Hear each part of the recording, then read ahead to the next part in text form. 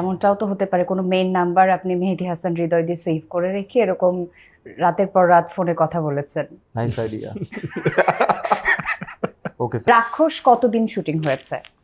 Shooting days was more than 40 days I guess, হ্যাঁ। 42 days plus. ওকে ওকে, 1.5 মাসের একটা shooting journey আমরা বলতে পারি। আর হ্যাঁ। তার আগে তো অবশ্যই ক্যামেরা অন থাকা journey অবস্থায় আছে। 42 প্লাস, ক্যামেরা অফ থাকা অবস্থায় মোর দ্যান 6 months। মোর দেন 6 মান্থস। এই 6 মান্থস সিয়াম কি কি ফেজের মধ্য দিয়ে গেছেন নিজেকে রাক্ষস হিসেবে গড়ে তোলার জন্য? উনি আপনাকে কি কি করিয়েছেন? কিচ্ছু করায়নি, উনি আমার সাথে জাস্ট কথা বলেছেন। ওকে, উনি সামহাও, এটা আমার মধ্যেও এই বিশ্বাস ছিল না, কিন্তু সামহাও হৃদয় ভাইয়ের মধ্যে এই বিশ্বাস ছিল যে উনি আমার মধ্যে কিছু একটা এমন দেখতে পেয়েছিলেন যে যে জায়গাটা উনি জানতেন যে উনি বের করে আনবেন। হুম। এখন অ্যাজ এ পার্সন আমি কিরকম, এটা ইউ নো দ্যাট, অডিয়েন্সও জানে, মানে আমি একটু ঠান্ডা থাকার ট্রাই করি, কাম থাকার ট্রাই করি। তো আমার ভিতরের কোন বাটনটা প্রেস করলে আসলে আমার ওই ভার্সনটা বের হবে, অথবা ওনার ক্যারেক্টারের নাম হচ্ছে রুশো।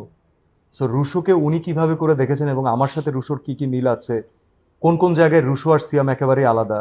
আমরা দিনের পর দিন খালি কথা বলেছি, আমরা চা খেয়েছি, আড্ডা দিয়েছি, আমাদের আরো 2-3 জন ভাই ব্রাদার ছিলেন। আমি এখানে মেনশন করতে চাই মুখতারের কথা, মুনের কথা, ইশতিয়াকের কথা, আজিম ভাইয়ের কথা, সুমি আপুর কথা, আমাদের ডিওপি মামুনের কথা, আমাদের মেকআপের তারেক ভাইয়ের কথা, আর্টের তারেক ভাইয়ের কথা। এই মানুষগুলো হচ্ছে আমাদের কোর টিম আসলে। তো আমরা সবাই মিলে মন খুলে আড্ডা দিয়েছি।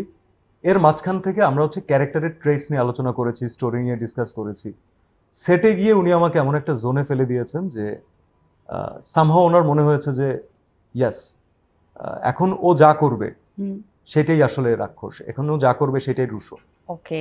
তো এই যে 6 মান্থসের যে বিফোর দ্য জার্নি, শুটিং শুরু হওয়ার যে আগের জার্নিটা, সে সময় যে রিহার্সাল বা ওয়ার্কশপের ব্যাপারটা কি সেটা কনভারসেশন ওয়াইজে ছিল?